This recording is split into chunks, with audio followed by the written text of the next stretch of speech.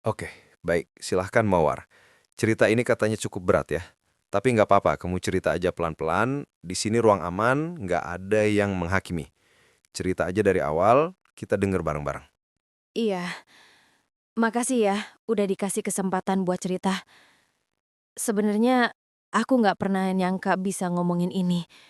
Tapi mungkin ini waktunya. Aku udah terlalu lama nyimpen semuanya sendiri dan aku capek.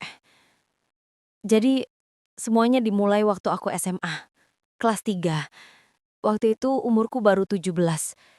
Aku anaknya pendiam, pemalu, dan termasuk yang jarang keluar rumah. Aku cuma sekolah, belajar, kadang bantu ibu di dapur. Hidupku waktu itu sederhana banget. Aku nggak pernah punya masalah besar.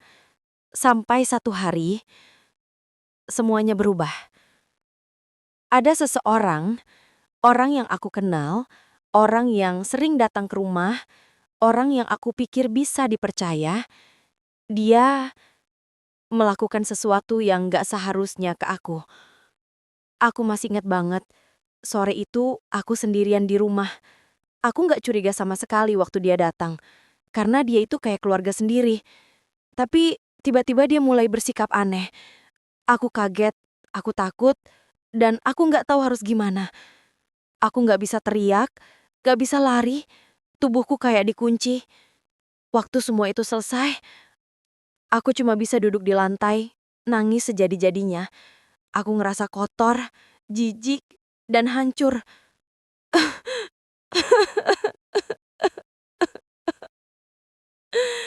Aku nggak ngerti kenapa itu bisa terjadi. Aku terus nyalain diri sendiri, mungkin karena aku nggak hati-hati, mungkin karena aku terlalu percaya. Tapi di lubuk hati paling dalam, aku tahu, aku korban. Tapi aku nggak punya keberanian buat ngomong ke siapapun. Aku takut orang nggak percaya, aku takut malah disalahin. Jadi aku diam. Sejak hari itu, aku berubah. Aku nggak bisa tidur nyenyak, aku sering kabet kalau ada orang nyentuh aku tiba-tiba. Aku gampang panik, aku jadi orang yang cemas banget. Tapi anehnya, aku juga jadi gampang percaya sama orang yang kelihatan baik. Karena aku haus banget pengen ngerasa aman. Beberapa bulan setelah lulus SMA, aku kenal sama seorang cowok. Dia kelihatannya tulus banget, ramah, perhatian, suka nanyain aku udah makan belum, suka jemput kalau pulang kerja. Waktu itu aku kerja part-time di toko kecil, dan dia sering datang cuma buat nemenin ngobrol. Aku pikir mungkin dia bisa jadi tempat aku bersandar. Akhirnya kami pacaran. Awalnya indah banget, dia bikin aku ngerasa diperhatiin. Aku percaya banget sama dia. Bahkan aku mulai cerita sedikit tentang masa laluku. Dia dengerin dengan sabar, bahkan bilang, aku bakal jagain kamu, gak akan biarin kamu disakitin lagi. Kalimat itu, waktu itu rasanya kayak pelukan. Tapi seiring waktu, semuanya berubah. Dia mulai ngatur aku, ngelarang aku pakai baju tertentu, ngelarang aku ketemu teman, bahkan marah kalau aku sibuk kerja. Katanya, aku cuma pengen kamu di rumah aja, biar aku yang jagain.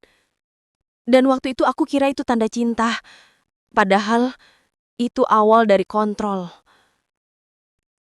Dia jadi kasar kalau marah, kadang bentak aku, kadang nyalahin aku kalau dia lagi stres. Aku tetap bertahan karena aku takut ditinggalin. Aku pikir mungkin aku bisa sabar dulu, mungkin dia akan berubah. Tapi ternyata enggak. Sampai suatu hari, dia bilang lagi butuh uang. Katanya usahanya rugi. Katanya cuma butuh sedikit bantuan. Waktu itu aku nggak punya apa-apa. Aku cuma bisa bilang, aku bantu sebisaku. Tapi malam itu, dia malah bawa aku ke tempat yang aku nggak kenal. Dan dia jual aku.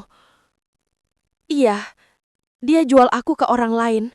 Dia bilang, sekali aja demi masa depan kita.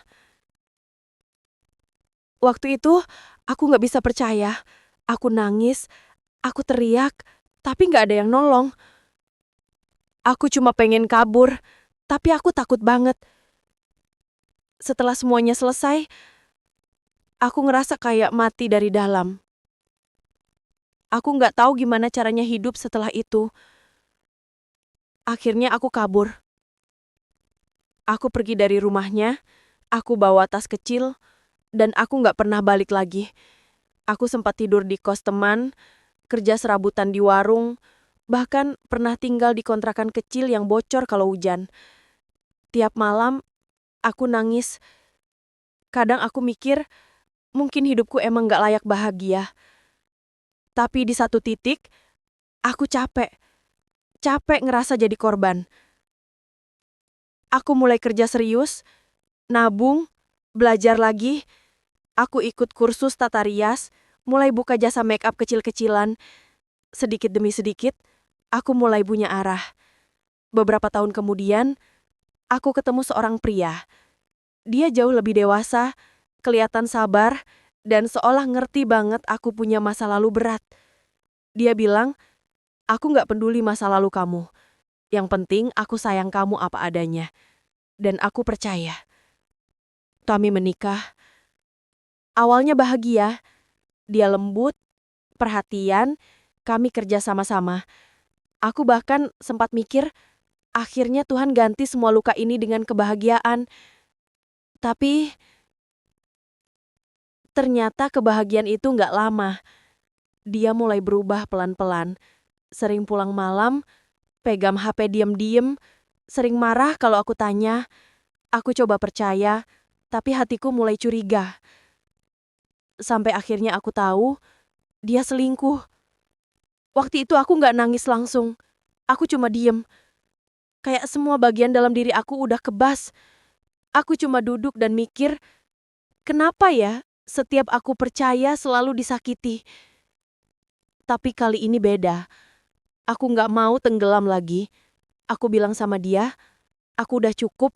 Aku capek jadi orang yang selalu disakiti. Dan aku pergi. Sekarang, aku hidup sendiri. Aku kerja, aku bantu komunitas perempuan yang pernah ngalamin kekerasan juga. Aku sering dengar cerita yang mirip sama punyaku. Dan setiap kali aku cuma bilang ke mereka, kamu nggak sendirian. Aku pernah di posisi kamu. Dulu aku benci banget sama masa laluku. Tapi sekarang aku sadar, semua itu bagian dari proses. Tanpa semua itu, aku nggak akan bisa berdiri sekuat ini hari ini. Aku belajar bahwa luka itu bukan akhir. Luka cuma pengingat kalau kita pernah jatuh, tapi juga pernah bangkit. Dan buat siapapun yang lagi denger ini, jangan nyalahin diri kamu. Kamu pantas dicintai, kamu pantas bahagia, kamu pantas sembuh. Masya Allah. Aku sampai nggak bisa ngomong apa-apa dulu. Cerita kamu, Mawar, benar-benar berat. Tapi cara kamu bisa bertahan luar biasa banget. Aku mau tanya sedikit. Waktu itu, pas kejadian SMA, kamu sempet cerita ke siapapun? Enggak, aku nggak berani. Aku takut, takut bikin malu, takut nggak dipercaya. Aku bahkan nggak pernah cerita ke orang tua. Baru beberapa tahun lalu aku cerita ke sahabat aku. Dia nangis waktu denger dan cuma bilang, kamu nggak salah. Itu pertama kalinya aku ngerasa lega banget. Dan sekarang kamu masih kontak sama orang-orang yang dulu nyakitin kamu? Enggak, udah nggak ada hubungan sama sekali. Tapi aku juga nggak dendam. Aku udah ikhlas. Aku cuma nggak mau buka pintu lama yang isinya cuma luka. Kamu luar biasa kuat, Mawar. Aku rasa cerita kamu ini bisa banget jadi kekuatan buat banyak orang di luar sana. Amin. Aku cuma pengen perempuan-perempuan di luar sana tahu bahwa meskipun hidup pernah jahat, kamu masih bisa bahagia lagi. Terima kasih banyak, Mawar, udah berani cerita. Aku tahu ini nggak mudah, tapi semoga setelah ini hatimu makin ringan dan hidupmu makin damai. Amin. Terima kasih ya, udah dengerin tanpa ngasih penilaian. Sama-sama. Dan buat teman-teman pendengar, semoga kisah Mawar ini jadi pengingat buat kita semua. Jangan pernah meremehkan kekuatan perempuan yang udah hancur tapi masih bisa bangkit lagi.